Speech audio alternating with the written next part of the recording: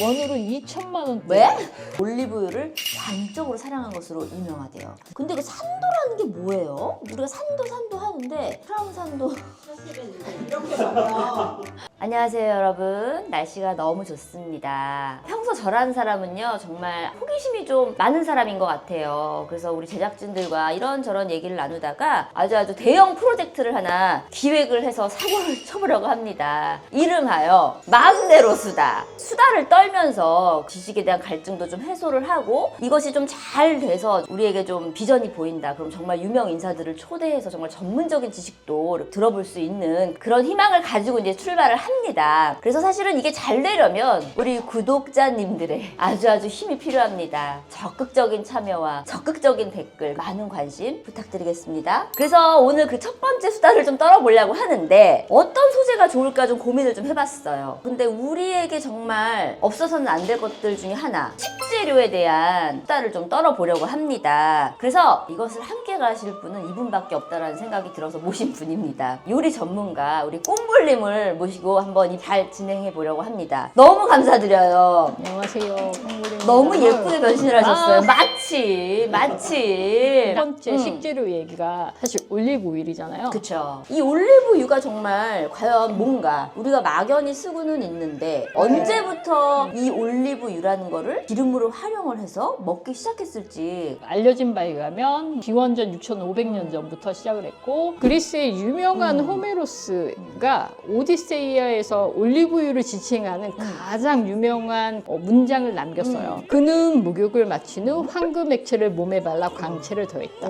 액체 황금이라고 불리는 게 올리브 오일을 얘기하는 건데 근데 이제 그 시절부터 이렇게 이어져 온 거니까 엄청나게 오래된 건 사실인 것 같아요. 우리가 먹기 시작한 건 약 8,000년 전, 그러니까 신석기 시대. 신석기? 그러니까 1990년대 이스라엘 하이파 해안의 수중 유적에서 이제 올리브 씨앗과 올리브 압착 찌꺼기라고 불리는 지프트 그리고 돌절구랑 바구니가 이제 발견돼서 그 시기부터 먹었던 것으로 이제 추정이 되는 거죠. 그렇구나. 진짜 오래됐구나. 올리브유가 건강에 좋다. 뭐 이거는 모두가 그냥 알고 있는 사실이잖아요. 역사 속에 있는 미인들도 올리브유를 사용했을까? 또 했다라는 얘기를 들어본 적이 있어서 제가 좀 찾아봤어요. 첫 번째 클레오파트라. 이집트의 마지막 파라오인 클레오파트라는 올리브유를 광적으로 사랑한 것으로 유명하대요. 뭐든지 좀 광적으로 사랑하시네 이분이 대부분. 그녀는 매일 밤 전신에 올리브유를 바른 뒤 우유 목욕을 즐겼다고 하는데 강렬한 이집트의 태양으로부터 피부 수분을 지키기 위해서 올리브유를 일종의 천연 보습제로 활용을 했다고 해요. 그리고 올리브유와 꿀을 섞어 만든 헤어팩을 쓰기도 했다고 해요. 그리고 또 이제 두 번째, 나폴레옹의 연인 조세핀. 한가닥 하신 분들은 역시 시대의 당대의 디바. 프랑스의 황후 조세핀은 당대 최고의 패셔니스타이자 미의 기준이었는데 그녀의 손의 아름다움을 유지하기 위해서 매일 저녁 따뜻하게 데운 올리브유에 손을 담그는 습관이 있었다고 해요. 이는 오늘날의 네일 케어의 원조격으로 당시 귀족들 사이에서 조세핀처럼 부드러운 손을 갖는 것이 유행이 되기도 했다고 하네요.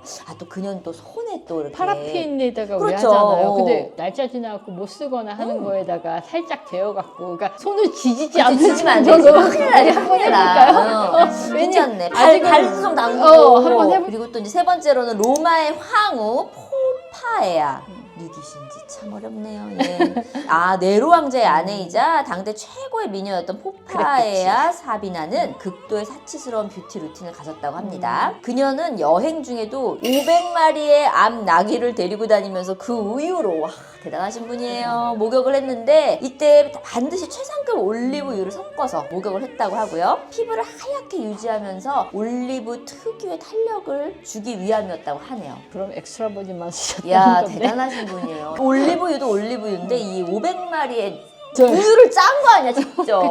와, 그치. 대단하신 분이야. 자, 이렇게 올리브에 대한 수다가 정말 끝도 없이 정말 재밌게 갈 것 같은데 사실 뭐 이거 살 때 보면 이건 뭐고 저건 뭔지 잘 모를 때가 저 같은 경우는 많거든요. 이 올리브 올리브 유의 품종은 과연 몇 개 정도가 있을까요? 제가 찾아본 결과 2,000종 이상의 품종이 된대요. 상업적으로 풀 수 있는 품종이 139종 정도라고 하는데 아르베키나 또는 피쿠알, 오이블랑카라고 하는 그 품종 자체가 그 139종에 포함이 된다는 사실. 로얄이라고 써있네. 맞아요. 이게 로열도 품종 이름이 로열이에요. 그러면 우리가 현재 구입할 수 있는 올리브유 중에서 가장 대중적이고 쉽게 구할 수 있는 건 뭐 스페인산? 탑5로 보면 피쿠알이 우리가 제일 막 이렇게 하잖아요. 피쿠알이 어디죠? 어느 나라에서? 스페인. 그렇죠. 스페인을 대표하는 품종이라고 그렇죠. 전 세계에서 제일 많이 생산됐을 것 같다라는 추측이 가능하잖아요. 네. 맞아요. 스페인이 가장 많이 있고 다음에 이제 가판대에서 많이 볼 수 있는 게 사실 이탈리아 거잖아요. 저는 사실 그리스일 거라고 생각했는데 이탈리아가 훨씬 더 종류도 많고 생산량이 되게 많더라고요. 그리고 그 다음에가 이제 그리스예요. 그리스. 그 다음에 이제 그 옆으로 튀니지는 이거저거 잘 만들어요. 왜냐면 튀니지가 유럽의 영향을 더 많이 받아서. 그리고 튀르키예. 제가 알아봤더니 네. 튀는 튀르키예. 국가적으로 네네. 올리브유를 굉장히 국가 돈이 되니까 상황으로. 이제. 나이스한. 그러면 다음으로 궁금한 게 품종. 아까 품종이 거의 뭐 200종? 2,000종이요. 국물 하나 빼시면 어떡해요. 2,000종. 자꾸 네네. 이게 상상이 안 되는 숫자여가지고 그쵸. 내 나름의 선 200. 가장 많이 생산되는 품종과 가장 많이 소비되는 품종. 아까 말씀드렸잖아요. 1위가 스페인이고 전 세계의 출하량의 거의 절반을 담당하고 있으니 거기에서 대표적인 품종이 아까 뭐라고 했죠? 피쿠알. 그러니 피쿠알이 제일 많을 수밖에 없을 것 같아요. 그 다음에 스페인에서 더 많이 나는 것 중에 하나가 이제 아르베키나. 아르베키나. 그 두 가지 품종이 일단은 가장 많이 볼 수 있다고 생각하시면 돼요. 특이한 게 이탈리아의 거는 들어가 있지 않아요. 3위에 그리스의 코로네키 품종이래요. 피쿠알이라든가 이런 거에 비해서 향이 그렇게 세지 않은 것 같아요. 오히려 이런 게 조금 호불호가 없을 수는 있겠네요. 그리스 그쵸. 품종이. 그러면 가장 사람들이 많이 사용하는 게 피쿠알? 아니요, 또 그렇진 않은 것 같아요. 그래요? 왜냐면 저만 봐도 사실 피쿠알보다는 아르베키나를 해요. 근데 저뿐만이 아니라 전 세계 대부분의 사람들이 저처럼 이런가 봐요. 국제 올리브 협회의 조사와 대형 유통 체인에서 판매하는 PB 제품들의 품종을 조사한 데이터에 있어서는 선호도는 아르베키나, 그다음에 피쿠알, 크로네키 순이라고. 이제 앞으로 저 올리브유 살 때 아르베키나 피쿠알 이런 거 꼭 한번 확인해보고 사야 될 그쵸. 것 같은 생각이 들어요. 어떤 게 다르냐라고 말씀드리기 전에 한번 맛보시는 것도 되게 좋을 좋아요. 것 같아요. 저는 이제 피쿠알은 사실은 에스프레소라고 생각하고요. 아르베키나는 아메리카노라고 생각해요. 야, 이 비싼 한 거. 잔 아니, 하세요. 너무 많이 주지 마세요. 이 비싼 거. 이게 아르베키나, 이게 피쿠알. 오, 다를 거예요. 완전 색깔이 달라. 이게 피쿠알은 확실히 향이 있네. 아르베키나 먼저 드세요. 아르베키나는 향이 그렇게 막 느껴지지 않아. 그 이걸 아르베키나 먼저. 한번 드셔보세요. 아까우니까 다. 근데 향에 비해서 입에 들어갔을 때는 뭔가 맛이 있네. 맑죠. 맑아. 맑고 어떤 약간 끝에 매운맛도 살짝 나고 목이 따끔따끔하네. 사실 얘는 풀향기가 굉장히 그래, 좀 풀향기 있는 것 맞아. 같아요. 풀향기. 피쿠알.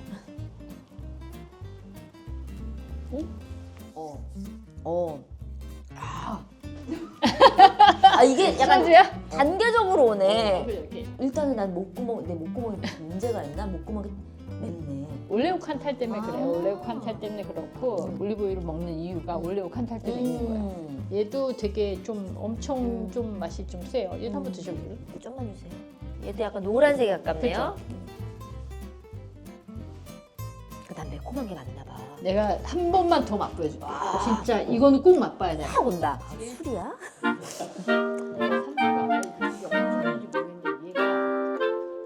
얘가 산도가 그게 어느 정도인지 모르겠는데 한번 나 어떻게 맛보세요. 되는 거 아니지? 아니야, 그렇지 않아. 막 불나고 막 이러는 거 아니지? 아니야, 그렇지 않아. 무서워서 조금만 먹어봤어. 아니야, 괜찮아.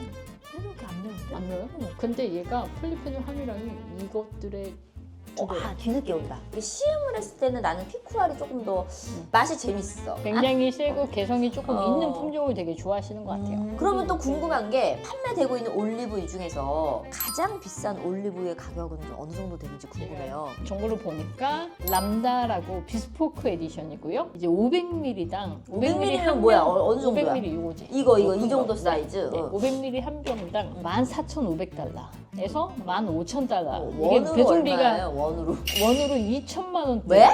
거의 2천만 원 정도 한다고 보시면 돼요. 이거 한 병이 네, 1ml가 20방울이래요. 한 방울에 2,200원 정도래요. 1000년이 넘는 고목에서 채취를 하고 딱 8명의 전문가가 다 수작업을 짜서 병입까지 하는 거야. 아니면 이분들 마케팅을 잘한 거 아니야? 아, 그릭이네요, 그릭. 오, 그리스. 이거 오다 진짜. 깨지면 어떡해? 모르지. 그거 어쩌지? 그래서 링크 걸어드리죠. 그래. 이 링크 보고 만약에 구입을 하시면 꼭 한 번만 출연해 주세요. 아니 들고. 그것도 그렇지만 여기 우리 보고 저희 샀다고. 채널 보고 샀다고 꼭 언급해 주셨으면 좋겠습니다. 저희도 한번 실물 한번 영접해 보게 한 번만 들고 한번 나와주세요. 저희가 해치지 않을게요. 그래요. 우리가 이제 가격까지 좀 봤었고 또 올리브유 하면 등급이라는 게 있잖아요. 엑스트라 버진, 버진. 근데 이런 게 어떻게 다르고 뭐 때문에 그렇게 됐는지 좀 궁금해요. 국제 올리브 협회의 기준에 따라서 열매를 짜는 방식과 산도에 따라 크게 세 가지 등급으로 나뉘어요. 이거 첫 번째는 엑스트라 버진 음. 등급. 보통 요즘에 24도 사이로 저온 압착을 많이 하더라고요. 그렇게 해서 만들어진 산도 0.8% 이하를 엑스트라 버진이라고 하는데, 두 번째는 버진 등급인데요. 엑스트라 버진보단 한 등급 아래라고 그죠. 하고 물리적인 힘을 가해서 압착해서 추출을 하는데, 산도는 0.8을 초과하고 2.0 이하를 버진이라고 하는데요.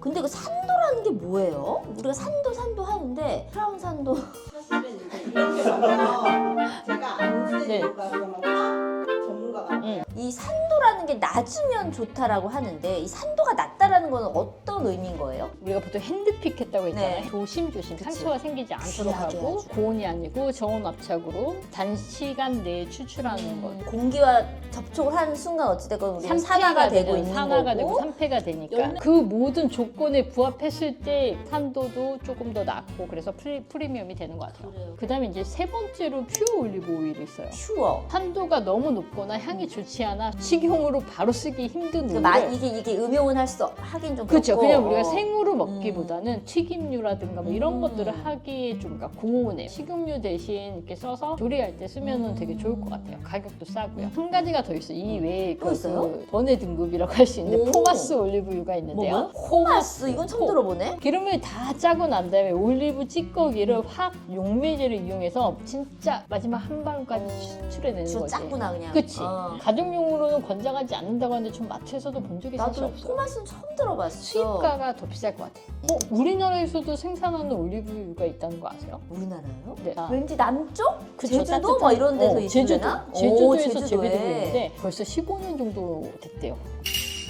그래 막 우리 한동안 막 그런 게 있었잖아. 뭐 가놀라유는 뭐에다 써야 되고 뭐 맞아요. 올리브유로 계란 후라이를 하면 좀 위험하다. 아니 저는 그렇게 생각하지 않고 실제로 연구 결과도 그래요. 올리브오일보다 걱정해야 될 게 테프론 시트로 코팅 막 벗겨진 프라이팬. 프라이팬이 더 위험하다고 보는 사람이에요. 맞아. 그래서 보통 계란 후라이 할 때 온도가 약 120도 정도 그렇지. 된다고 하는데 발연점이 190, 그러네. 210도니까 사실 전혀 상관없지 않을까 그러니까 싶어요. 올리브 자체가 발연점이 높기 때문에 사실 애지간한 요리에는 다 사용이 가능하다는 얘기가 될 것 같은데. 그렇죠. 계란 후라이 마음껏 해드세요. 그럼 가열을 하면 이게 영양소가 다 파괴가 된다라는. 아니요, 일본은 감소하는데 핵심 성분은 유지가 된다고요. 볶음 요리 수준의 가열 시 폴리페놀 함유량은 약 40% 정도 감소하긴 하는데 그래도 다른 오일이나 이런 거에 비해서 굉장히 많이 남아있기 때문에 걱정 안 하셔도 될 것 같고요. 네. 지방산 구조는 거의 파괴되지 않고 유지가 된다고 하니까 걱정 안 하셔도 되고, 영양소를 100% 이렇게 흡수하고 싶다 하시면 샐러드에 뿌려 드시거나 아니면 다른 요리 위에다 가볍게 네. 뿌려서 드셔도 훨씬 더 흡수율이 높으니까, 저는 건강을 생각하시면 이렇게 좋은 거를 드시는 것만큼 중요한 건 지속적으로 드시는 걸 추천해요. 남들 유행이라고 꾸역꾸역 이렇게 먹기보다는 얘를 그냥 자연스럽게 요리집에 생활화해서. 뿌려서 뭐 몇 달, 몇 년 이렇게 드시다 보면 건강에 훨씬 더 큰 도움을 받지 않을까요?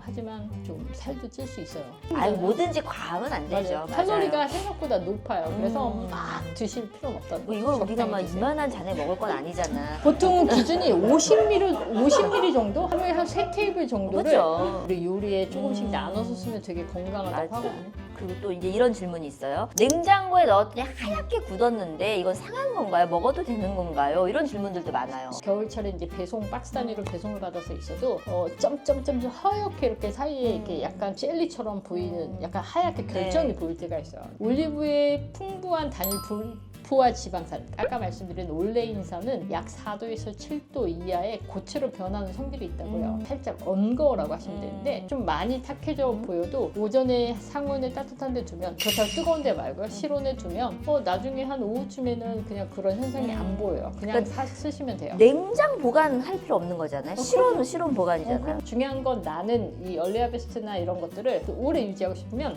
오픈 한 3개월 이내에 드시는 게 빨리. 가장 베스트예요. 그쵸, 그쵸. 특히 저한테 가끔 보관 기간 어떻게 되는 보관하실 건 뭐하러 사세요? 그렇지. 메인은 어차피 새 거 다 들어오는데. 그치. 저 맨날 그래요. 빨리 먹어야지. 싸우자는 게 아니라 그 오픈한 지가 좀 된 건 빨리빨리 소비를 소비하고 해야지. 아까 파라핀처럼 손 손에 마사지. 바르든 얼굴에 바르든 온도계는 꼭 필요해요. 그거 너무 데우면 그죠. 화상이 맞아. 있을까 봐 괜히 큰일 나요. 걱정이야. 그거 막 하시면 안 돼요. 네. 맞아. 근데 또 제가 시음을 해봤을 때 색깔이 약간 차이가 있었어요. 근데 색깔이 진한 초록색일수록 노란색보다 무조건 더 비싸고 좋은 오일인가요? 아니요. 올리브 색깔은 품질이 아니라 품종이랑 수확 시기에 따라서 아까 얼리 하베스트와 그다음에 레이트 하베스트에 따라서도 약간 품종이 좀 틀리거든요. 일찍 수확하면 초록색이 강하고 늦게 수확해서 잘 익은 열매를 짜면 조금 더 연한 느낌이 날 수 있어요. 색깔은 상관이 그쵸. 없다. 품질과는 오케이. 상관이 없는 걸로 알고 있어요. 네네. 사실 좀 이 질문이 가장 궁금해요. 가성비냐 가심비냐? 둘 다지. 아,